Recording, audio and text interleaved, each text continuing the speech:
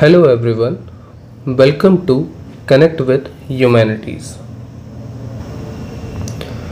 हम पढ़ रहे थे French revolution of class 9 from the book India and the contemporary world, जिसके अंदर हमने फ्रेंच रेवोल्यूशन का पार्ट 1 इंट्रोडक्शन कवर किया था। इस पार्ट में हमने देखा था various points related to French revolution and the introductory statement के जहां 14 जुलाई 1789 को वो जो इंसिडेंट था द डिमोलिशन ऑफ बेस्टाइल हुआ था। अब हम चलते हैं इसके सेकंड पार्ट की तरफ। इस पार्ट में हम पढ़ेंगे French society during the late 18th century. इस टॉपिक के अंदर हम जानेंगे कि जो फ्रांस है उसके अंदर सोशल स्ट्रक्चर क्या था, इकोनॉमिक स्ट्रक्चर क्या था, कौन से जो फैक्टर्स थे जो प्रिवेल कर रहे थे रिवॉल्यूशन को, जो सोसाइटी थी उसके अंदर कौन कौन से ऐसे फैक्टर्स थे जिन्होंने रिवॉल्यूशन को आगे बढ़ाने में मदद की, जो उनके अंदर एंगर जो था, जो उनको प्रिविलेजेस नहीं मिल रहे थे, वो सारी जो चीज़ें हैं हम इस टॉपिक के अंदर जानेंगे। तो सबसे पहले हम बात करते हैं the ruling dynasty of France की। During the late 18th century around 1774 यहाँ बर्बन डायनेस्टी का रूल था, जिसके पहले किंग जैसे लुई द 14 थे, लुई द 15 थे, और करंट टाइम पे यहाँ लुई द 16 जो है वो किंग थे। वो 20 साल के थे। उनकी जो शादी है वो एक ऑस्ट्रियन प्रिंसेस मैरी एंटोनेट से हुई थी। जो आप देखेंगे जो रूलिंग डायनेस्टी थी ये काफ़ी ज़्यादा इंगेज थी लॉन्ग ईयर्स ऑफ वॉर में।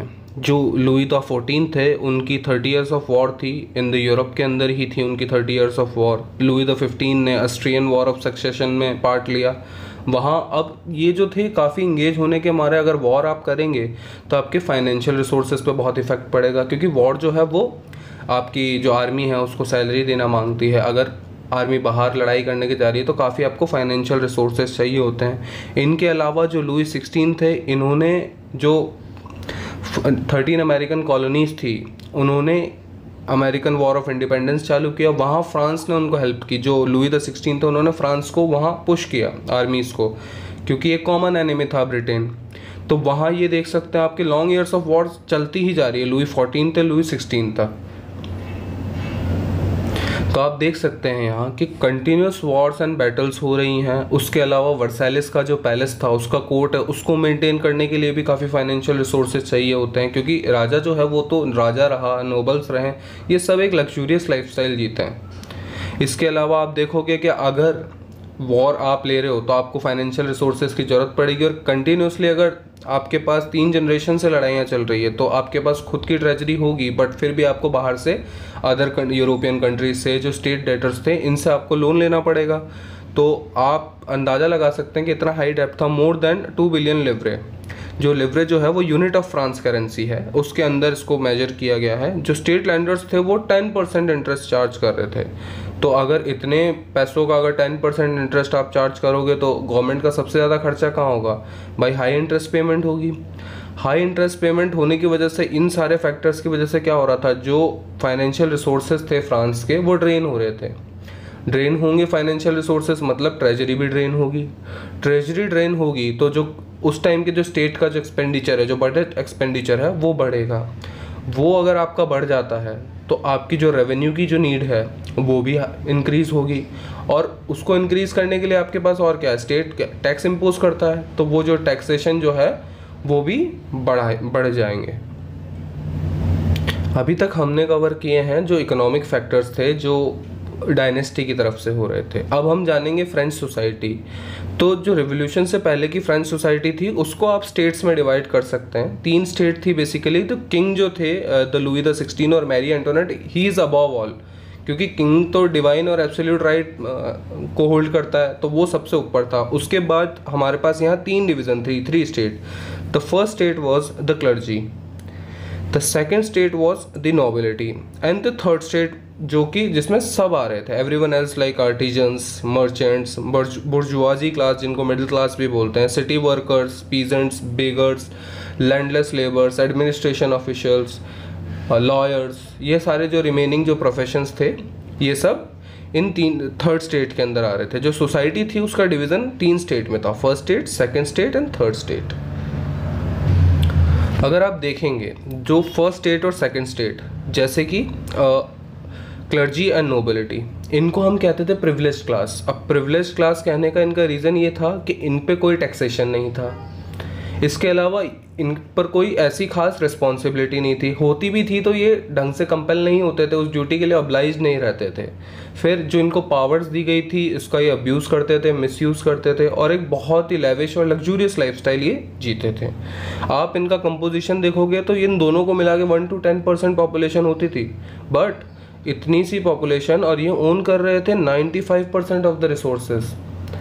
तो इतनी सी पॉपुलेशन के पास इतने सारे रिसोर्सेज हैं, मतलब ये ऑलरेडी प्रिविलेज क्लास हो गई, इनके पास रिसोर्सेज ज़्यादा हैं तो इनकी इनकम भी ज़्यादा होगी। और रेस्ट अगर आप देखोगे थर्ड स्टेट, इसके अंदर भी तीन क्लास आ रही हैं बेसिकली। इसके अंदर भी फर्दर अगर आप डिवाइड करो तो फर्स्ट ग्रुप जो था वो था बिग बिजनेसमैन का, मर्चेंट्स का, कोर्ट ऑफिशियल्स का, लॉयर्स का। इसके अलावा इनसे अगर आप एक ग्रुप नीचे जाते हो ग्रुप 2 में, तो यहाँ थे हमारे पीजेंट्स और आर्टिशंस, और सबसे लास्ट के अंदर आते थे हमारे स्मॉल पीजेंट्स, लैंडलेस लेबर और सर्वेंट्स।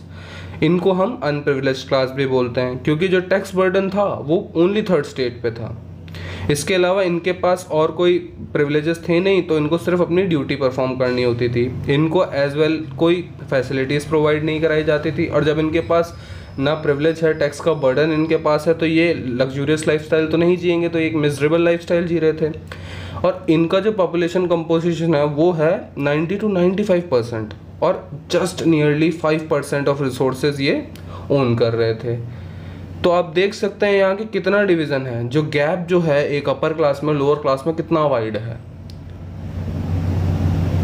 तो अब हम 1 by 1 जो है इन सारे स्टेट्स को देखेंगे। जो फर्स्ट स्टेट है वो है क्लर्जी स्टेट। इसकी डेफिनेशन आप ऐसे ले सकते हैं,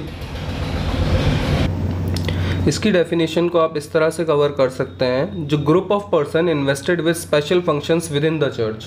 जो चर्च के जो फादर थे, ये इनको हम क्लर्जी कहा जाता था। हालांकि इसमें भी फर्दर डिवीज़न थे, अपर क्लर्जी, लोअर क्लर्जी।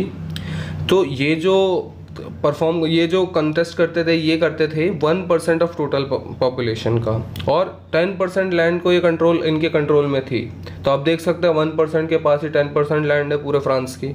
इसके अलावा जो lucrative highly lucrative church officers थे, इनकी मोनोपोली थी। इसके अलावा ये एक शेयर ऑफ टैक्सेस जो है इम्पोज करते थे थर्ड स्टेट पे, जिसे हम तिथे कहते थे। ये पीजेंट से लिया जाता था, और इसका होता था, मतलब मेजर आप करें तो 1/10 ऑफ द एग्रीकल्चरल प्रोड्यूस। अब इनके पास एक तो ऑलरेडी आप देखो मोनोपोली है, 1% ही है। इसके अलावा इनके पास 10% जो है लैंड है, इनको एग्जम्पशन है फ्रॉम पेइंग टैक्सेस। इसके अलावा आप देखोगे कि ये टैक्स भी कलेक्ट कर रहे हैं अलग से, स्टेट के अलावा। स्टेट तो करता ही था, स्टेट के अलावा भी ये अलग से एक टैक्स कलेक्ट करते थे, जो कि था 1/10 ऑफ द एग्रीकल्चरल प्रोड्यूस। अब जो है हम बात करते हैं सेकंड स्टेट की, जो कि थी नोबिलिटी की। ये थे अराउंड 5% ऑफ टोटल पॉपुलेशन। इनको भी टैक्सेस नहीं देने पड़ते थे, एग्जेम्प्टेड थे फ्रॉम पेइंग टैक्सेस, क्योंकि ये सर्विस प्रोवाइड करते थे इन ल्यू ऑफ देयर सर्विस। और इनको हम एरिस्टोक्रेसी या एरिस्टोक्रेटिक क्लास भी बोलते थे। ये रॉयल ऑफिसेस को ऑक्यूपाई करते थे, और इनके पास फ्यूडल प्रिविलेजेस भी थे, जैसे कि जी जो है फ्यूडल ड्यूज एक्सट्रैक्ट करते थे पीजेंट्स से। आगे हम फ्यूडलिज्म में ये जो फ्यूडल प्रिविलेजेस हैं उनके बारे में और अच्छे से जानेंगे। और ये around 60% of the land control करते थे, मोर देन 60 भी हो सकता है, मैंने अराउंड इसीलिए लिखा है।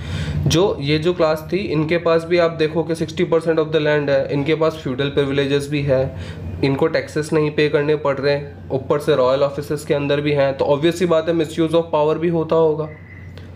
तो आप यहाँ देख सकते हैं कि ये स्टेट भी काफ़ी ज़्यादा वेल्दी है और प्रॉस्परस है। अब बात करते हैं हम अगले स्टेट।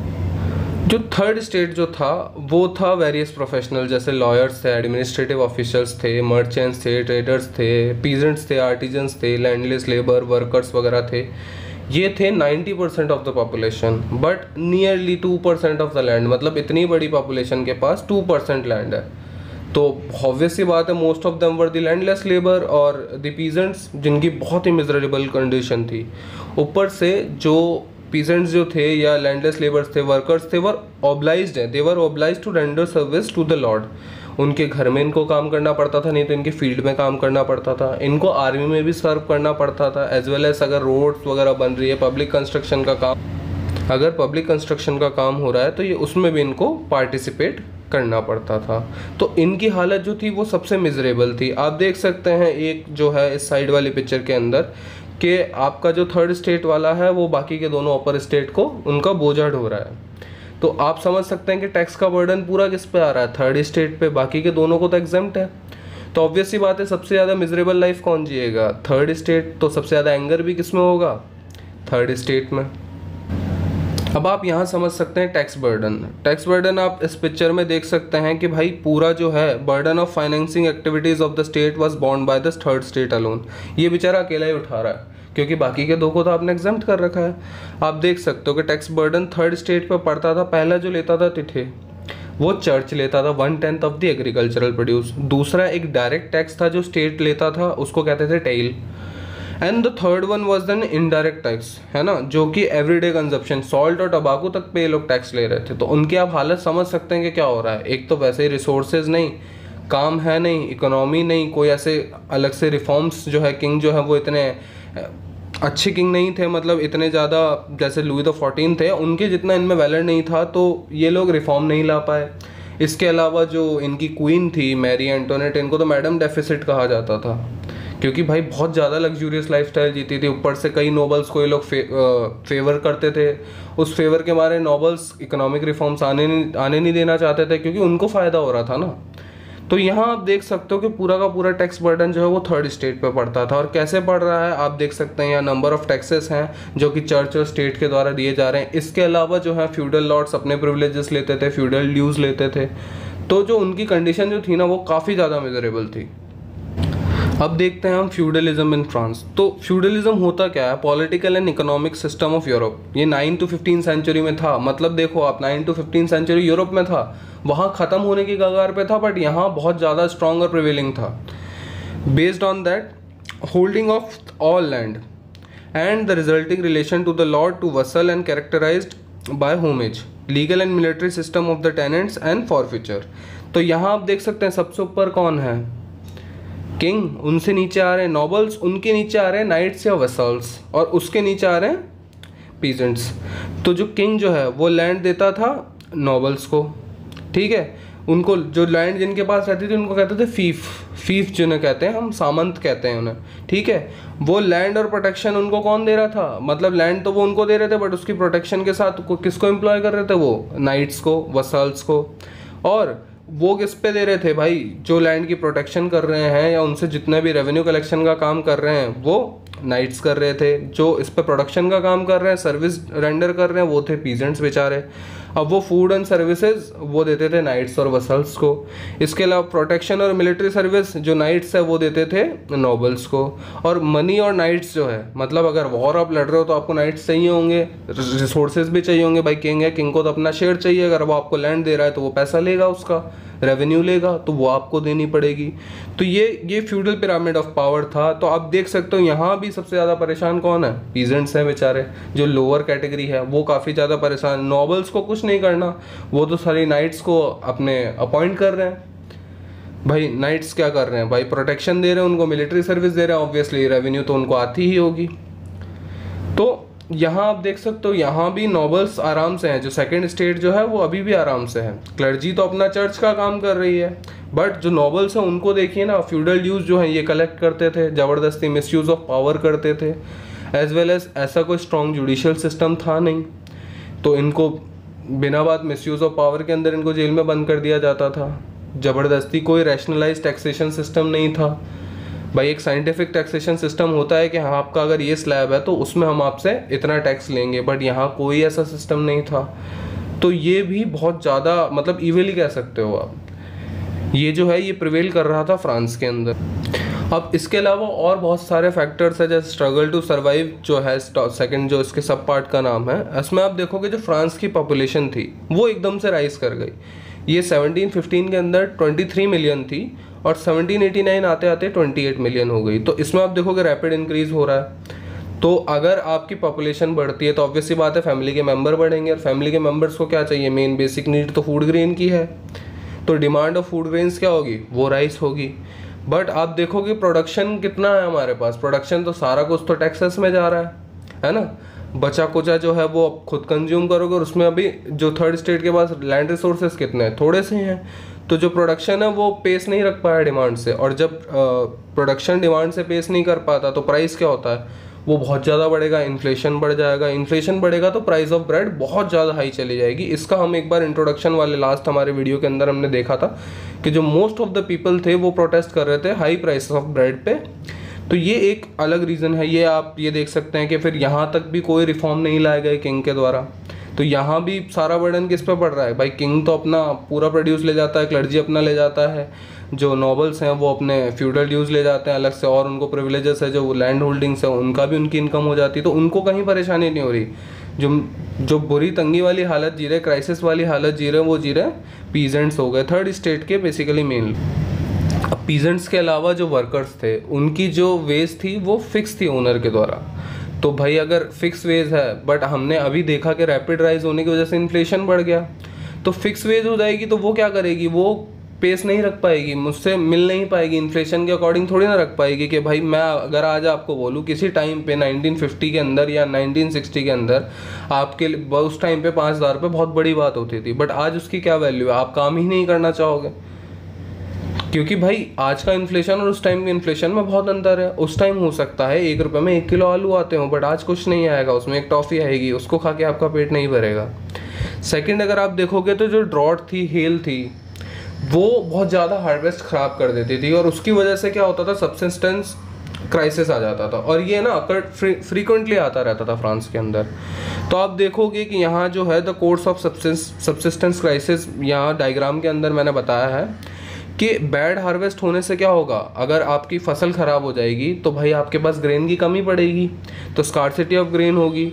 और अगर ये आपको पता है कि बेसिक इकोनॉमिक्स अगर आप पढ़ रहे हैं अभी फ़िलहाल, तो कि भाई किसी भी चीज़ में अगर किसी भी चीज़, जो चीज़ जितनी रेयर होगी उस चीज़ की वैल्यू उतनी बढ़ेगी, जो चीज़ जितनी स्कार्स होगी, तो भाई फूड प्राइसेस की वैल्यू भी बढ़ गई। तो अब बात आ रही है कि जो अमीर है वो तो खरीद लेंगे भाई, उनके पास पैसा है, बट जो गरीब हैं बेचारे, जो लैंडलेस लेबर है, वर्कर्स हैं, पीजेंट्स हैं, वो कहाँ से लाएंगे। The poorest can no longer to buy bread, वो तो ब्रेड खरीद नहीं सकते। अब इसका क्या होगा, आप खाना कम खाओगे भाई, जहाँ 4 रोटी खाते थे वहाँ 1 ही रोटी खाओगे, तो कम खाना खाओगे तो आपका शरीर कमज़ोर पड़ेगा, वीकर बॉडीज़ होंगी। अगर वीकर बॉडीज़ होंगी तो आपकी इम्यूनिटी पावर बहुत लो हो जाएगी, तो आपको डिजीज़ होगी, एपिडेमिक्स होंगे, इनसे आपका ख़तरा बहुत बढ़ जाएगा, आप वल्नरेबल हो जाओगे। और फिर क्या होगा, आपकी जो है हो सकता है अगर ज़्यादा शरीर कमज़ोर है तो आपकी डेथ भी हो सकती है। और अगर इतना ही जो गरीबी आ जाती है जहाँ, तो वहाँ राइट्स बहुत बढ़ जाते हैं, छोटी छोटी ब्रेड के लिए लोग बाग एक दूसरे को मारने के लिए तैयार हो जाते हैं, दंगे बढ़ जाते हैं। तो उससे भी क्या होगा, तो अब आप इन सब का देख रहे हो कि एक बैड हार्वेस्ट और इन सारी सिचुएशन से लेके क्या हो रहा है, इंक्रीज नंबर ऑफ डेथ। और डेथ हो किसकी रही है, बेसिकली जो मिडिल जो लास्ट के जो लोअर क्लास जो थे उनकी हो रही है डेथ। अब आप देखेंगे कि इन सब के बीच में भी एक क्लास थी, the growing middle class envisages the end to privileges. तो आप पास्ट में देखोगे ना, तो पीजेंट्स ऑफ वर्कर्स थे, वो पहले भी रिवॉल्ट किया करते थे, अगर टैक्सेस बढ़ रहे हैं या फूड की कमी हो रही है, फूड स्कार्सिटी हो रही है, तो उसके अगेंस्ट पहले भी रिवॉल्ट हुआ जाता था।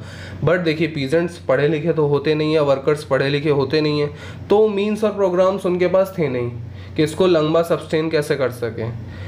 क्योंकि अगर आपके पास मीन्स एंड प्रोग्राम्स नहीं होंगे तो आप एक शॉर्ट ड्यूरेशन के लिए तो कर लोगे, बट एक फुल स्केल मेजर नहीं ला पाओगे, या एक बिल्कुल सोशल और इकोनॉमिक ऑर्डर में चेंज नहीं ला पाओगे। तो वो जो था, वो मान लो थर्ड स्टेट के वो सब जो है मीन्स एंड प्रोग्राम्स, वो एक उनमें भी तो एक एलीट ग्रुप था। मैंने बताया था आपको अभी लास्ट जब मैं इसका डिवीज़न पढ़ा रहा था जो स्टेट्स का, थर्ड स्टेट मैंने 3 ग्रुप बताए थे। जो prosperous group of third state था ना, उसके पास ये सारी फैसिलिटीज़ थी। अब आप देखोगे 18th सेंचुरी के अंदर इमरजेंस ऑफ सोशल ग्रुप्स होने लगे, उसके अंदर एक ग्रुप उभर के आया, वो था मिडिल क्लास। अब मिडिल क्लास के पास थी एक्सेस थी एजुकेशन की, नए आइडियाज़ थे उनके पास, जो थे मीन्स एंड प्रोग्राम्स थे जो चेंज ला सकते थे सोसाइटी के सोशल और इकोनॉमिकल ऑर्डर के अंदर। ठीक है, इसके अंदर लॉयर्स थे, तो लॉयर्स जो थे वो काफ़ी अच्छा प्रोफेशन है, आप चेंज लाने के लिए काफ़ी इंपॉर्टेंट, जो आप लॉयर्स की देख सकते हो। आप हमारे इंडियन नेशनल मूवमेंट में भी लॉयर्स का बहुत बड़ा योगदान है कि भाई जैसे आप देखोगे तो most of the freedom fighter were from the law background only. Administrative officials थे, जो ये मैंने लिखा है एडमिन, इट मीन्स एडमिनिस्ट्रेशन, आप अगर करेक्ट करना चाहें तो वहाँ से कर लेना। इसके अलावा आप देखोगे कि जो एडमिनिस्ट्रेटिव ऑफिसर थे वो जानते थे कि हाँ भाई कहाँ से कैसे चेंज लाया जा सकता है, ये लोग पढ़े लिखे थे। इसके अलावा ये प्रॉस्पेरस होने का इनका रीज़न था कि उस टाइम पे जो ओवरसीज ट्रेड है ना वो काफ़ी एक्सपेंड कर रहा था, और ये लोग बेसिकली मैन्युफैक्चरर्स थे, स्मॉल ट्रेडर्स थे जो गुड्स बनाते थे, जैसे कि वुलन बनाते थे, सिल्क टेक्सटाइल बनाते थे। अब जो इनके गुड्स थे या तो इनको ये एक्सपोर्ट कर देते थे या फिर जो बड़े मर्चेंट्स थे वो इनसे खरीद लिया करते थे। तो ये बेसिकली बाकी दोनों ग्रुप के मुकाबले, नॉट दी फर्स्ट स्टेट और second state, I am talking about, यहाँ मैं बात कर रहा हूँ थर्ड स्टेट के अंदर ही फर्दर डिवीजन है, ग्रुप 1, ग्रुप 2, ग्रुप 3। तो जो ग्रुप 2 और ग्रुप 3 के मुकाबले ये ज़्यादा प्रॉस्पेरस थे। अब भाई इनके पास प्रॉस्पेरिटी भी है, पढ़े लिखे भी हैं, सब हैं। अब मैं अगर आप खुद एक सेंस लगाइए, अगर आपके पास इतना कुछ है तो आप पहली बात तो ये चीज़ बिलीव नहीं करेंगे कि प्रिविलेजेस खाली बर्थ पे होने चाहिए, क्योंकि क्लर्जी इनको चर्च के जो ऑफिसेस थे, हाईली ल्यूक्रेटिव ऑफिसेस थे, वहाँ वो मोनोपोलाइज करते थे, तो वो वहाँ इनको जॉब नहीं देते थे।